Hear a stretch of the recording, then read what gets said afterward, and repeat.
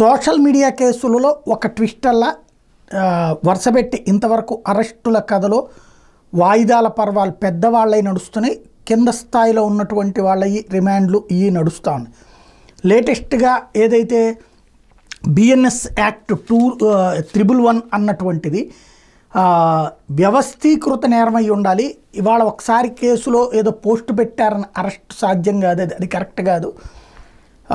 ఏళ్ల తరబడి వాళ్ళ మీద గతంలో ఇట్లాంటి అంటే పదే పదే నేరాలు చేసేటటువంటి వాళ్ళకి వర్తించేటటువంటిది ఈ ఆర్గనైజ్డ్ క్రైమ్ యాక్ట్ అవుతుంది తప్పించి ఇట్లా కాదు అని హైకోర్టు తీర్పు ఇవ్వడం అన్నటువంటిది అత్యంత ముఖ్యమైనది. అందులో 4 రాష్ట్రాలకు సంబంధించిన కేసులు, కేరళది కావచ్చు, బెంగాల్ది కావచ్చు, ఉత్తరప్రదేశ్ కావచ్చు, ఇట్లాంటి వాటిని ఉటంకిస్తూ తీర్పు చెప్పినటువంటి నేపథ్యం. అందులో ప్రత్యేకించి ఐటీ యాక్ట్కి సంబంధించినటువంటి స్పష్టత కూడా ఇవ్వడం అన్నటువంటిది ఇక్కడ కీలకమైనటువంటిది. కేరళ హైకోర్టు చెప్పినటువంటి అంశాన్ని అందులో మెన్షన్ చేసుకొచ్చారు.